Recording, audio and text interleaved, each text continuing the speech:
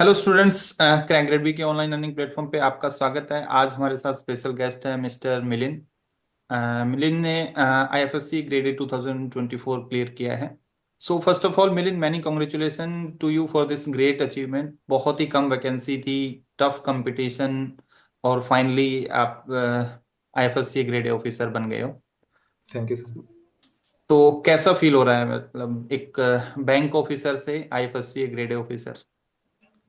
Sir काफ़ी relax feel हो रहा है। काफ़ी टाइम से तैयारी की थी, बीच में कुछ हर्डल्स भी आए थे, बट इवेंचुअली जब सक्सेस मिल जाती है तो फिर वहाँ पे कहीं ना कहीं एक सेंस ऑफ कामनेस टाइप की लगती है कि ठीक है, अब टेंशन में या फिर प्लान्ड वे में नहीं रहना पड़ेगा, आप अपने मन की चीज़ें कर सकते हैं। सभी हमारे फॉलोअर्स को मैं बता देता हूँ मिलिंद का थोड़ा बैकग्राउंड। मैकेनिकल इंजीनियर है, 2019 पास आउट है। उसके बाद आईबीपीएस पीओ क्लियर किया, SBI junior associate exam clear किया। 2022 में वो उन्होंने technical officer union bank of India में ज्वाइन किया, तब से वहाँ पे वर्किंग थे। तो मिलिंद, मैं और भी देख रहा था, आपने रेगुलेटरी बॉडी के एग्जाम्स की बात करें तो SIDBI, PFRDA, SEBI, IFSC grade ये लास्ट ईयर भी दिए थे और उसमें सक्सेस नहीं मिली थी। तो क्या स्ट्रेटजी में चेंज किया और उन गलतियों से क्या सीखा आपने कि इस साल आपको फाइनली लिस्ट में नाम आया है? और कई बार क्या होता है ना, फेलियर से थोड़ा एक स्ट्रेस भी आ जाता है कि मल्टीपल एग्जाम्स में फेलियर, तो उस स्ट्रेस को दूर करने के लिए क्या किया? सर जैसे स्ट्रेटजी में मैंने बदलाव तो किए थे, तो लास्ट टाइम मैंने ये समझ रहा था, मेरी जो गलती रह रही थी कि जैसे कोचिंग मटेरियल पे मैं हमेशा रिलाई किया हूँ मोस्टली, क्योंकि वर्किंग के साथ में उतना टाइम नहीं रहता हम्म। था। तो कहीं ना कहीं जैसे मैं पीडीएफ्स को पढ़ने लग जाता था, मतलब पहले मेरी स्ट्रेटेजी ये थी कि कवर नहीं कर पाता था, इवेंचुअली रिवाइज भी नहीं हो पाते थे, क्योंकि कई बार वो कॉम्प्रिहेंड करना, रिवाइज नोट्स हम्म। बनाना बहुत बल्कि हो जाता था। तो इस वजह से ये मैंने नोटिस किया था कि पहले के मैंने दो एग्जाम दिए थे, सेबी में और आईएफएससीए में, लास्ट ईयर, मतलब सेबी इन हम्म। 2022 और आईएफएससीए लास्ट ईयर का। तो हम्म। वहां मैं ये समझ पा रहा था कि मेरे मेरे पास रिवीजन का टाइम नहीं रह रहा है। तो हम्म। फिर इस बार मैंने स्ट्रेटजी में ये चेंज लाया था कि अब मैं कहीं न कहीं एमसीक्यू बेस्ड पढ़ाई करना शुरू कर दिया था। कि जो हम्म। आपकी क्रैक रेट भी के अपने टॉप 100 एमसीक्यूज़ रहते थे, या फिर जैसे चैप्टर्स के आपके टॉप एमसीक्यूज़ रहते थे। हम्म। इसके अलावा जैसे बजट आया था, इकोनॉमिक सर्वे मैंने पूरा-पूरा आपकी जो एमसीक्यू पीडीएफ थी उसी से ही किया था। बजट मैंने खुद से प्रिपेयर किया था। हम्म। तो ये मेरी मतलब स्ट्रेटजी में बदलाव था, और कहीं न कहीं वो चीज़ हेल्प की है मेरे को। क्योंकि इवन अगर एक कोचिंग वाला उस पे ऑलरेडी काम कर चुका है, कोई भी एक मेंटर, तो ऑब्वियसली उसने की पॉइंट्स ऑलरेडी अलग कर दिए और आपको बस उन्हीं को बार-बार रिवाइज़ करना है, देखना है। और सर डेफ़िनेटली एक स्ट्रेस तो रहता था ये जब फेलियर हुए थे, बट इवेंचुअली कहीं न कहीं पेरेंट्स का साथ था, वाइफ़ का साथ था। ये बीच में 1 साल का मैंने कहीं न कहीं 4-5 महीने का गैप भी लिया था। मतलब हम्म। उस टाइम पे मैंने एग्ज़ाम्स देने बंद कर दिए थे, थोड़ा वेकेशंस वगैरह पे गया था फैमिली के साथ में। तो उससे थोड़ा-सा रिलीफ़ मिला था, और फिर आके फ्रेशली मैंने 2024 में शुरुआत से फिर डिलिजेंटली थोड़ी तैयारी शुरू कर दी थी। सबसे बड़ा क्वेश्चन है कि यूनियन बैंक ऑफ इंडिया में आप वर्किंग थे, टाइम कैसे मैनेज किया? बहुत सारे वर्किंग एस्पायरेंट होते हैं, बैंक में प्रेशर रहता है काम का थोड़ा, आज के सिनेरियो में तो टफ रहता है प्रिपरेशन। तो एक क्या स्ट्रेटजी फॉलो की थी, क्योंकि बहुत सारे मोस्टली रेगुलेटरी बॉडीज में एस्पायरेंट्स होते हैं, वर्किंग एस्पायरेंट्स होते हैं, स्पेसिफिकली बैंकिंग सेक्टर के।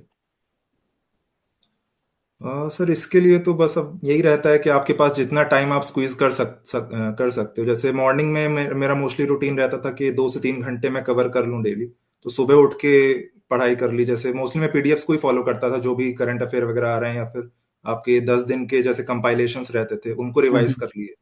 इसके अलावा जैसे जब ऑफिस में रहता था, तो अगर वहाँ कभी मेरे को टाइम मिल पाता था, तो हम्म। स्कीम्स वगैरह रहती हैं, इवन आरबीआई के सर्कुलर हमारे भी पोर्टल्स पे आते हैं कि एनआरएलएम क्या आ गया, या फिर सोवरेन गोल्ड बॉन्ड, ये ऐसी चीजें रहती हैं कि कहीं ना कहीं आपके काम से रिलेटेड ही रहती हैं। तो वो चीजें वहां पर रिवाइज कर लेता था। इवेंचुअली फिर शाम को आके कुछ ऐसी चीज, जैसे अगर मॉक लगाना है, या फिर जैसे सेबी और आईएफएससी में सब्जेक्ट नॉलेज भी चेक की जाती है, तो हम्म। कॉमर्स के, अकाउंटेंसी के, कंपनीज एक्ट, ये सब चीजें थोड़ा आके शाम को फिर रिवाइज करता था।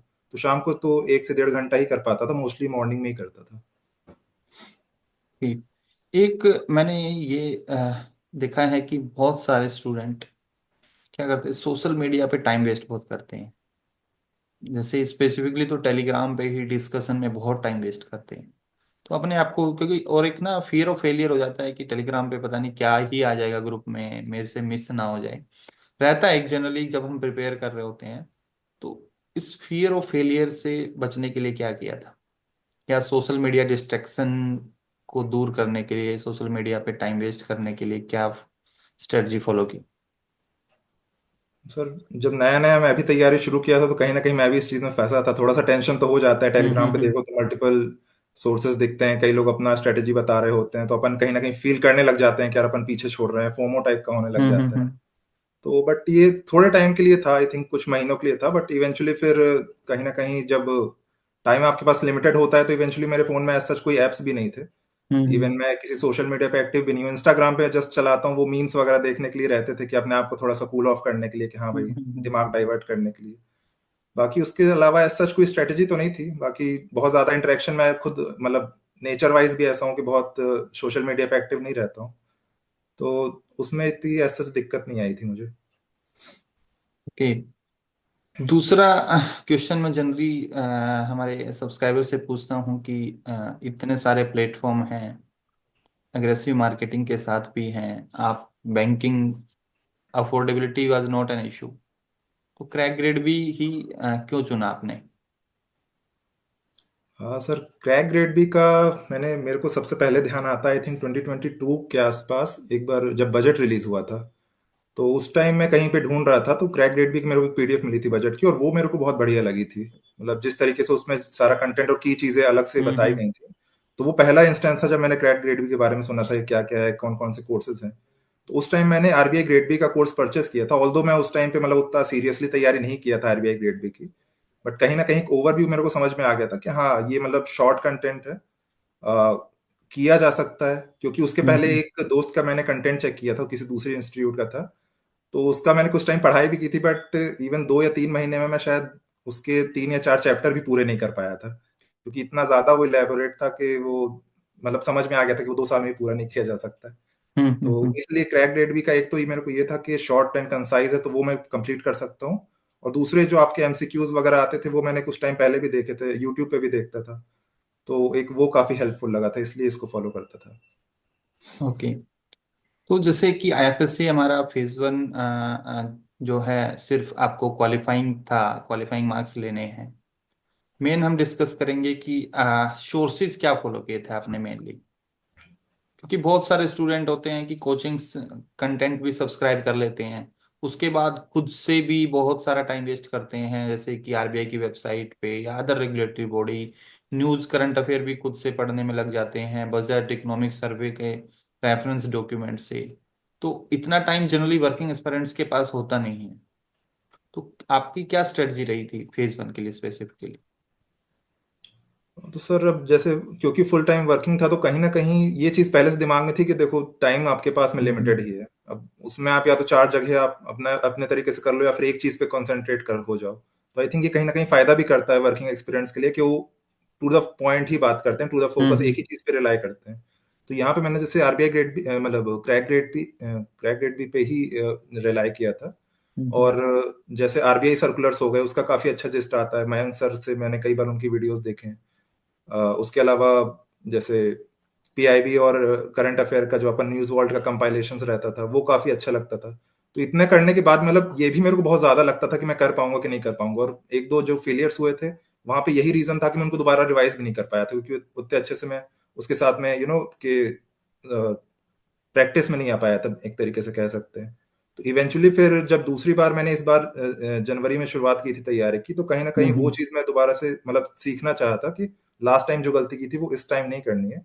और इवेंचुअली फिर एक ही प्लेटफॉर्म को पकड़ के मैंने उसी पे रिलाई किया, और उसी के ही कंटेंट्स को मल्टीपल टाइम रिवाइज किया। इवन आईएफएससी जाने के पहले तो मैं कहीं ना कहीं जो आपके टॉप हंड्रेड्स ये बजट थे, इकोनॉमिक सर्वे थे, टॉप एमसीक्यूज थे, उनको तो 4 से 5 बार मैंने रिवाइज कर लिए थे, इवन फिगर्स भी याद हो गए थे। और वही आईएफएससी में काम भी आया, क्योंकि इस बार आई थिंक वहां का पेपर थोड़ा सा लीनियंट था कह सकते हैं लास्ट टाइम के मुकाबले। लास्ट टाइम थोड़ा टेक्निकल चीजें थी, इस बार थोड़ा हम्म। वाइड वैरायटी ऑफ चीजें थी, मतलब डेप्थ में नहीं गया था, हॉरिजॉन्टली थोड़ा उसने ज्यादा पूछा था। तो वो वहां पर काम आ गया। ओके। फेज 1 और फेज 2 के बीच में भी गैप काफी कम ही रहता है, और इस दौरान आपको बहुत सारे, जैसे कि आईएफएससी एक्ट पढ़ना था, आईएफएससी के सर्कुलर्स हैं, इंपॉर्टेंट रेगुलेशंस भी पढ़ने थे, क्योंकि last year 7 to 8 question regulation से भी आए थे। प्लस आपको बाकी इंश्योरेंस का टेक्निकल पार्ट पढ़ना था, पेंशन सेक्टर, गवर्नमेंट स्कीम्स। तो इस शॉर्ट टाइम में कैसे मैनेज किया था, रिवीजन स्ट्रेटजी क्या रही थी? क्योंकि कंटेंट तो जनरली क्या होता है कि हम फेज 1 से पहले ही कवर कर लेते हैं अगर हम टारगेट कर रहे हैं, क्योंकि नोटिफिकेशन भी मार्च में ही आ गया था, टाइम काफी था। तो उस फेज 1 और फेज 2 के बीच में जो गैप था उसको कैसे मैनेज किया था? इस बार सर एक चीज मैंने नोटिस की थी कि सारे एग्जाम लाइन बाय लाइन लगे हुए थे। मतलब ये चीज हम्म। हुई है कि आप आईएफएससी का फॉर्म आई थिंक मार्च के आसपास भर गया था, फिर डिले होता गया था, थोड़ा सा एंड में हुआ है, फिर उस बीच में सेबी आ गया था। आरबीआई की नोटिफिकेशन आया, उसमें सीट्स कम हो गई, तो वहां से तो मैं समझ गया था कि भाई यहाँ अपन compete नहीं कर पाएंगे क्योंकि टाइम लिमिटेड है। और कहीं ना हम्म। कहीं पिछले लास्ट ईयर में आईएफएससी दे चुका था, तो उस पर मेरे को थोड़ा ज्यादा बिलीव हो रहा था कि इसको ट्राई करते हैं। और इवेंचुअली सेबी और आईएफएससी के साथ में ये हुआ था कि सेबी का जो मेंस था वो आईएफएससी की प्री के एक दिन पहले था। तो यहाँ से ये चीज़ इंश्योर हो गई थी कि अगर मैं सेबी के अच्छे से पढ़ाई कर लूंगा तो आईएफएससी भी कहीं ना कहीं क्रैक कर सकता हूँ। तो सेबी के कंटेंट पे मैंने वहाँ ध्यान दिया था कि जो उसके अपने क्या बोलते हैं सब्जेक्ट वाले जो कोर्स 6 सब्जेक्ट आते हैं उनको वहाँ पे इस बीच में उनको कवर करता रहा था रेगुलरली। और एग्जाम आने के लगभग 15-20 दिन पहले तक फिर जीए वगैरह रिवाइज करना शुरू कर दिया था। स्कीम्स हो गई, स्कीम्स में बहुत स्पेसिफिक जो फाइनेंशियल सेक्टर से रिलेटेड है, जो टॉप हम्म। 8 to 10 स्कीम्स रहती हैं अपनी, सोवरेन गोल्ड बॉन्ड और ओम्बड्समैन और इस तरीके की जो रहती हैं, उनको रिवाइज करना शुरू कर दिया था। तो वो कहीं ना कहीं वो तैयारी मेरी सेबी और आईएफएससी दोनों में काम आ गई थी। But hmm. अनफॉर्चुनेटली सेबी तो क्लियर नहीं हुआ था, लेकिन आईएफएससी में उस चीज की मेहनत काम आ गई। लास्ट ईयर आईएफएससी में कहाँ मिस कर गए थे? लास्ट ईयर तो प्रिपेयर्ड ही नहीं था। एक्चुअली मेंस जो मैंने दिया था उसमें मेरे समवेयर अराउंड 30 नंबर आए थे, मेरे को याद आता है, फेज 2 का जो पेपर 2 होता है। और ओके। इस बार कहीं ना कहीं 80 क्रॉस हो रहा है। तो लास्ट ईयर तो कह लीजिए ब्लैंक ही बैठा था बिल्कुल, मतलब बस ऐसे ही दे के आ गए थे। इस बार ये था कि हाँ, लास्ट टाइम एक बार एक्सपीरियंस ले लिया था, और थोड़ा सा ये भी था कि अब क्लियर करना है क्योंकि एज भी कहीं ना कहीं निकलती है। आप जॉब के साथ साथ आपके साथ और भी रिस्पॉन्सिबिलिटीज थी, इसी बीच मैरिज हो गई थी।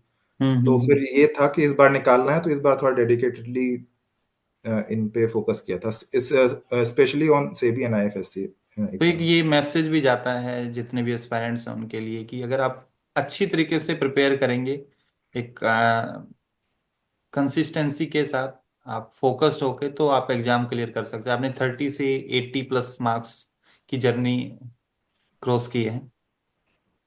Yes sir.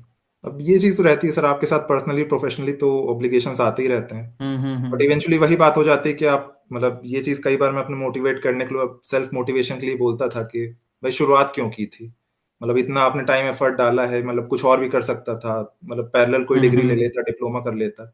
बट इवेंचुअली इस चीज से स्टिक थे, तो फिर अगर कभी ऐसा लूज होने लग जाती हो तो फिर बस यही रहता है कि आप शुरुआत क्यों किए थे, आपके साथ में कौन है, आप किसके लिए, आप किसको सपोर्ट करोगे, आपका फ्यूचर कैसा होगा, जहां आप काम कर रहे हो वहां पे आप कितने खुश हो, या फिर वहां अपना फ्यूचर क्या देखते हो। तो ये कुछ ऐसे फैक्टर्स रहते थे जो कॉन्स्टेंटली अपने आप को रिमाइंड कराते रहता था, तो फोकस थोड़ा क्लियर हो जाता था कि हाँ भाई, अब अभी आपके पास में एज है, अभी आप एलिजिबल हो, तो एफर्ट डालना चाहिए।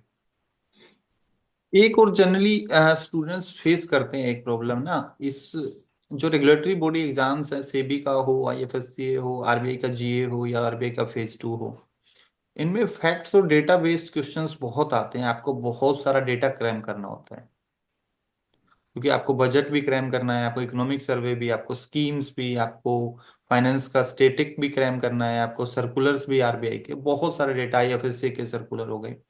तो क्रैमिंग बहुत सारे स्टूडेंट्स की वीक होती है, चैलेंज फेस करते हैं। तो हाउ डिड यू मैनेज?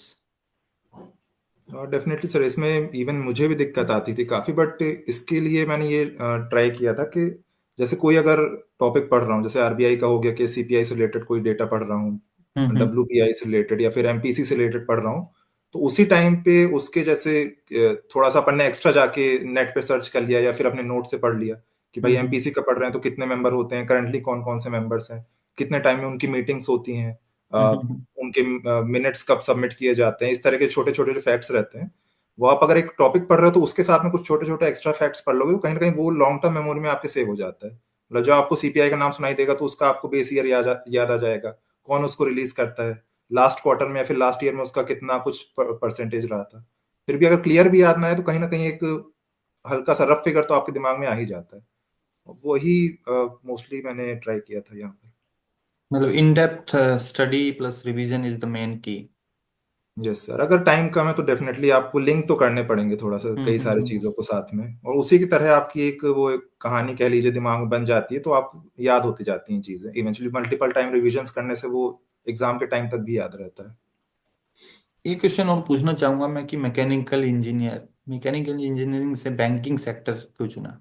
क्योंकि बहुत सारी अदर जॉब्स भी हैं, पब्लिक सेक्टर कंपनीज की जॉब हैं मैकेनिकल इंजीनियरिंग से रिलेटेड, और एसएससी भी है, यूपीएससी की तरफ भी चले जाते हैं काफी स्टूडेंट, तो बैंकिंग सेक्टर की तरफ ही क्यों?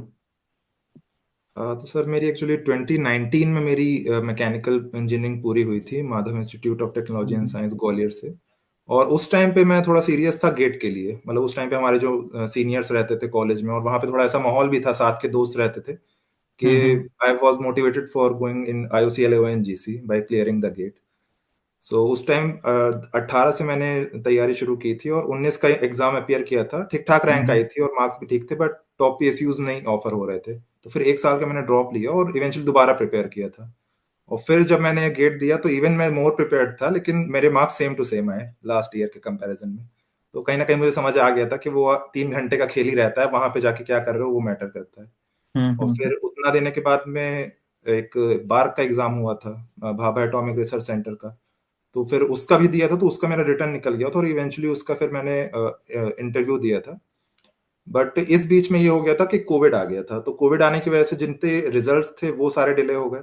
हम्म गेट के भी ऐसा कोई PSUs के पेपर्स होने वाले थे, बट वो पेपर्स नहीं हुए थे, उस टाइम डिले हो गए थे। तो उस बीच में फिर मैंने एमटेक ज्वाइन कर ली थी IIT हैदराबाद में, एडिटिव मैन्युफैक्चरिंग से। फॉर मतलब फोर्सफुली थी, मतलब मन से तो नहीं थी, मैं ये नहीं बोलूंगा, बट कुछ करना था, गैप आ जाता रिज्यूमे में, इस वजह से उसको ज्वाइन किया हम्म था।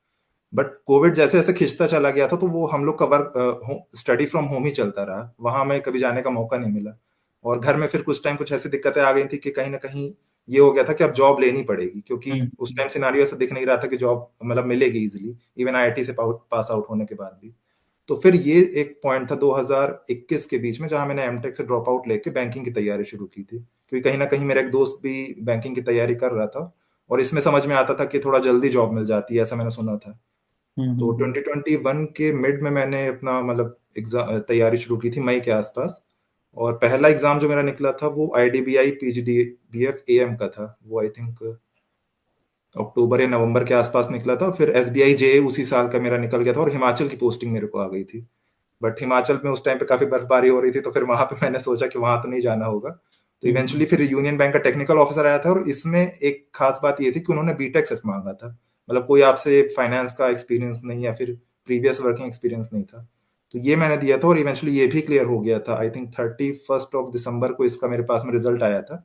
हम्म तो फिर मन बना लिया था कि अब यहीं जाना है, क्योंकि कहीं ना कहीं जनरलिस्ट और स्पेशलिस्ट का भी मैं दोस्तों से पूछता रहता था कि क्या फर्क होता है जॉब हम्म एक्सपीरियंस में, जॉब रोल में।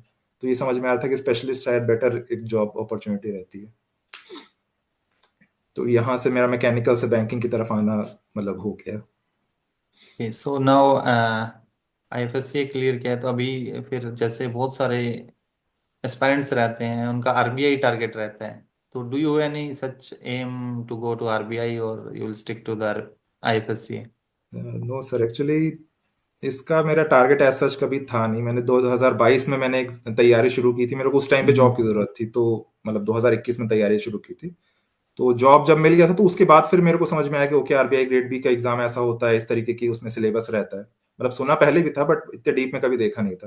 लेकिन कहीं ना कहीं मेरा जॉब थोड़ा इस तरीके का डिमांडिंग था, और इवन बैक ऑफिस में बैठता था तो सुबह 10 बजे से लेकर शाम को 7:30 से 8 बज जाते थे। तो हम्म इवन दो मैंने इसके एक दो बार कोर्सेज खरीदे हैं, बट कभी मैं पूरा उसको मतलब खत्म नहीं कर पाया, और कहीं ना कॉन्फिडेंस भी नहीं आ पाया उस चीज के लिए कि मैं उसको अपेयर करूं। लेकिन एट द सेम टाइम जैसे मेरा काम जो था वो क्रेडिट एनालिसिस से रिलेटेड रहता था, तो वहां मुझे हम्म कॉस्टिंग पता होनी चाहिए, balance sheet analysis, financial statement analysis आना चाहिए था। तो ये चीज कहीं ना कहीं सेबी और IFSC के सिलेबस से मैच कर रही थी, मतलब सेबी के सिलेबस से उस टाइम हम्म पर। हम्म तो ये एक रीजन था कि मैं उन पे थोड़ा ज्यादा फोकस करने लगा था, और कहीं ना कहीं आरबीआई तो मेरे लिए सेकंड ही था, मतलब उतना ऑल्दो प्रेस्टिजियस ऑर्गेनाइजेशन है, बट मेरे लिए हमेशा से ये ऑर्गेनाइजेशंस आगे रही थी, क्योंकि इनका सिलेबस मैं मतलब टाइम के साथ साथ प्रिपेयर कर सकता था। तो इस तरीके से फिर आईएफएससी का आना हुआ, तो सेबी की प्रिपरेशन हो ही रखी थी, तो फिर यहाँ का एग्जाम निकल गया इवेंचुअली। तो आपकी काफ़ी इंस्पायरेशनल जर्नी रही है, बहुत सारे एस्पायरेंट्स के लिए भी मोटिवेशन, मतलब मोटिवेशनल है ये। क्योंकि आपने 2019 में मैकेनिकल इंजीनियरिंग कंप्लीट की, उसके बाद गेट के failures, then other exams like बीच में सेबी, पीएफआरडीए, आईएफएससी के फेलियर्स, और उनसे आपने गलतियों से सीखा और आज आईएफएससी ग्रेड ए ऑफिसर हो आप। क्योंकि बहुत सारे स्टूडेंट तो क्या होता है ना, गिव अप कर देते हैं मल्टीपल फेलियर से। और हमेशा देखो, एक इस चीज से हमें जितने भी एस्पायरेंट्स हैं उनको ही बोलना चाहूंगा कि उन्होंने देखा कि गेट में उनको सक्सेस नहीं मिल रही थी, टेक्निकल फील्ड में सक्सेस नहीं मिल रही थी, तो उन्होंने स्विच कर लिया अपना फील्ड। तो बहुत सारे स्टूडेंट्स ऐसे रहते हैं कि एक ही सेक्टर को टारगेट करके चलते हैं, तो कई बार क्या होता है कि हम उस सेक्टर में, क्या पता हम दूसरे सेक्टर ट्राई ही नहीं करते हैं, एक ही सेक्टर में, सपोज बैंकिंग सेक्टर में ही ट्राई कर रहे हैं, एसएससी की तरफ नहीं जाते हैं। तो कई बार क्या होता है कि सपोज हमारी स्किल्स क्या पता उस सेक्टर के लिए अच्छी हो, तो हमेशा मल्टीपल सेक्टर में भी ट्राई करना चाहिए। अगर आपके मल्टीपल फेलियर हो रहे हैं तो आप दूसरे सेक्टर की जॉब को भी ट्राई जरूर करना चाहिए, गवर्नमेंट जॉब में स्पेसिफिकली। ये सर, इसमें मैं भी ये चीज़ ऐड करना चाहूंगा कि कहीं ना कहीं इवन जब मेरा मैंने गेट के लिए तो बहुत ज़्यादा मैंने पढ़ाई की थी उस टाइम पे, उसमें लगभग हम्म। 14 से 15 सब्जेक्ट आते थे। तो दूसरा अटेम्प्ट के बाद में कहीं ना कहीं ये मेरे उस चीज़ को रियलाइज हो गया था कि इससे ज़्यादा मैं पढ़ाई नहीं कर सकता, मतलब मैंने सब कुछ कवर कर चुका हूँ, लेकिन अल्टीमेटली आप उस 3 घंटे में अपने आप को किस तरीके से मूव करते हो वो मैटर करता है। तो वो चीज़ फिर मेरे को समझ में आ रही थी कि देखो यार, तैयारी अपन कर ही चुके हैं। अब उस बीच में फिर दूसरे एग्जाम, जैसे मेरा भाभा एटॉमिक सर्चर सेंटर और इसरो की तरफ थोड़ा इंटरेस्ट आ रहा था कि चलो वो थोड़े हम्म। से वैसे एग्जाम्स रहते हैं और मेरा थोड़ा नेचर भी उस तरफ इंक्लाइन करता है। तो उसको मैंने काफी अच्छे से दिया था, बट फिर वहां भी दोबारा मेरे को फेलियर मिली कि मैं मेरिट में नहीं आ पाया था, ऑल्दो इंटरव्यू दिया था बार्क का जाके। तो उसके बाद फिर एमटेक हुआ, बैंकिंग हुई। तो और इवन बैंकिंग में आने के बाद भी 2022 में मेरे 3 एग्जाम्स ऐसे थे, SIDBI grade A, ESIC SSO और आरबीआई असिस्टेंट, जिसमें मेरा 0.5 से लेके 1 के बीच में तीनों एग्जाम्स में मिस किया था। मतलब यूबीआई यूबीआई ज्वाइन करने के बाद में ऐसा हुआ था। तो उस टाइम थोड़ा सा मैं काफी, कह लीजिए कि वैसे स्टेट में आ गया था कि यार अब तो होना ही नहीं है, अब यहीं पर मतलब इसी बैंक में रहना है। बट ये भी रहता है कि वहां पे आपका थोड़ा सा कंपोजर लेना रहता है, थोड़ा सा आप रेस्ट ले सकते हो, वेकेशन पे चले हम्म। जाओ, फैमिली के साथ रहो, आपके जो घर वाले रहते हैं वो आपको कहीं ना कहीं सपोर्ट करते हैं, अपने फ्रेंड्स के साथ बातें करो, थोड़ा सा और चीजों में इन्वेस्ट कर लो, इन्वेस्ट होने लग मतलब जाओ। एक तरह से अपने आप को रिफ्यूल करो। या रीफ्यूल करो, कहीं ना कहीं वो चीज आप भूलने की कोशिश करो, क्योंकि वो चीज आपके साथ हम्म। डेफिनेटली रहती है। और उस टाइम पे तो डेफिनेटली मेरा थोड़ा स्टेट वैसा नहीं था, लेकिन इवेंचुअली फिर ये समझ में आया कि नहीं, अभी अपने पास में एज है, टाइम है, कैपेसिटी भी है करने की। काम से आने के बाद में लगता था अब करे क्या इंसान, मतलब रात को कई बार जब मैं तैयारी नहीं करता था तो ये सोचता था अब करूं क्या बैठ के, क्योंकि बाहर घूमने जाओ, पार्टीज करना और वो सब करना, ऑलरेडी कहीं ना कहीं गिल्ट हम्म। फील कराता था अंदर से यार, तुम्हारा फेलियर हो रहा है और तुम उसके बाद में ये सब चीजें जाके कर रहे हो। फिर कहा कि चलो एक और बार इसको अपन एफर्ट मारते हैं और डिलीजेंटली करते हैं, और इवेंचुअली उसका रिजल्ट आता है अगर आप लगे रहें तो। इसके बाद फेज टू के बाद आता है इंटरव्यू, सबसे इम्पोर्टेंट पार्ट है। उसके भी वेटेज 15% रहती है, but still plays a great role in selection, क्योंकि आप उसको भी लाइटली नहीं ले सकते, क्योंकि वैकेंसीज कम है। एवन 0.25 मार्क्स या 0.1 मार्क्स भी मैटर करता है। तो इंटरव्यू का क्या एक्सपीरियंस रहा था और कैसे प्रिपरेशन की थी? इंटरव्यू के बारे में हमें आई थिंक पता पड़ा था समवेयर अराउंड 27 और 28 नवंबर को। और इंटरव्यू था 16, मेरा जो था पहले स्लॉट में था, 16 दिसंबर हम्म। को मेरा इंटरव्यू था गिफ्ट सिटी में। और इसके पहले एक छोटी सी चीज ये हो गई थी कि 25 नवंबर के आसपास हम लोग का प्रमोशनल, जो इंटरनल प्रमोशन रहते हैं, उसका भी नोटिफिकेशन आ गया था, और वो हम लोग का दिल्ली में असाइन हुआ था 2 और 3 तारीख को। तो कहीं ना कहीं उस टाइम पे थोड़ा सा मैं वो हो गया था कि यार, मतलब अगर आईएफएससी में ऑलरेडी इतनी कम सीटें रहती हैं तो थोड़ा सा दिमाग में था कि यार वहां हो सकता ना हो, लेकिन यहाँ हो जाए। तो उस हम्म। टाइम में थोड़ा अपना प्रमोशनल इंटरव्यू के बारे में तैयार किया था, तो उस वजह से मेरा जो बैंकिंग का, मतलब जो मेरा जॉब रोल का था वो मैंने प्रिपेयर कर लिया था, अपना जो बेसिक बैकग्राउंड था वो प्रिपेयर कर लिया था, और हम्म। वो दे के भी आया था। और फिर वहां से दे के आने के बाद में समवेयर अराउंड 5 या 6 तारीख को मैंने स्पेसिफिकली आईएफएससी के लिए तैयारी शुरू की थी। तो अब टाइम मेरे पास थोड़ा कम था उस टाइम पे, तो फिर वहां पे मैंने जैसे चैट जीपीटी वगैरह रहता है, इन सब का काफी इस्तेमाल किया था, मतलब इनका मैं थ्रू आउट द प्रिपरेशन भी कर रहा था। तो वहां पे मैंने ये यूज किया था कि सबसे पहले आईएफएससी की वेबसाइट और गिफ्ट की वेबसाइट पे जाके उनके जो ब्रोशर्स रहते हैं, जो मेजर मेजर सर्कुलर्स और प्रेस रिलीजेस थे, वो निकाल लिए थे। और चैट जीपीटी में डाल के जो उनके कीवर्ड्स हैं वो निकाल लिया, एक क्वेश्चन हम्म आंसर फॉर्मेट में क्वेश्चंस बना लिए जैसे किसी सर्कुलर को डाल के, कि बेसिक जो उसमें कॉन्सेप्ट यूज हो रहा है कि ग्रीन वॉशिंग क्या होती है, एवरग्रीनिंग क्या होती है, इस तरह की चीजें, जिसपे आर्बिट्रेशन सेंटर क्या होता है, इस तरह के Q&A फॉर्मेट में, मतलब जल्दी रिवाइज करने के लिए कि आपको बेसिक ये पता पड़ जाए कि आईएफएससी करंटली किस पे काम कर रहा है। हम्म।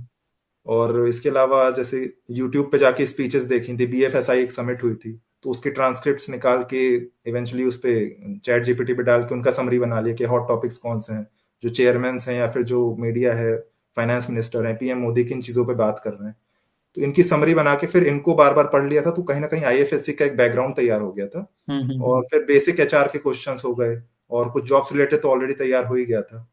तो ये मैंने इस बीच में 7 दिन किया था, इवन मैंने मॉक भी दिए थे आपके इंस्टीट्यूट के और 2 और इंस्टीट्यूट के दिए थे।